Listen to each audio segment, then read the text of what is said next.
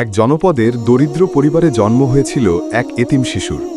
ছোটবেলা থেকেই সে অভাব ও প্রতিকূলতার মাঝে বড় হচ্ছিল। তার কোনো অভিযোগ ছিল না। সামান্য যা পেত তাতেই সে আল্লাহর শুকরিয়া আদায় করত। তার স্বপ্ন ছিল একদিন সে জ্ঞান অর্জন করে মানুষের সেবা করবে। দিনের বেলায় সে কঠোর পরিশ্রম করত আর রাতে সামান্য আলোতে পড়াশোনা করত। অনেকেই তার এই সংগ্রামকে অবজ্ঞা করত, কিন্তু সে ধৈর্য হারায়নি। সে জানত আল্লাহ তার সাথে আছেন। তার এই অটল ধৈর্য ও কৃতজ্ঞতা আল্লাহর কাছে পছন্দ হল।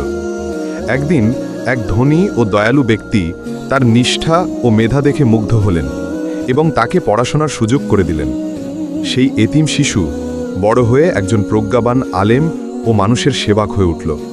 সে তার জ্ঞান ও সম্পদ দিয়ে সমাজের উপকার করতে লাগল। তার জীবন আল্লাহর রহমতের এক উজ্জ্বল দৃষ্টান্ত হয়ে রইল। মনে রাখবেন, ধৈর্য ধরুন, কৃতজ্ঞ হন এবং আল্লাহর উপর পূর্ণ আস্থা রাখুন। তিনি অবশ্যই আপনার জন্য সাহায্যের পথ খুলে দেবেন।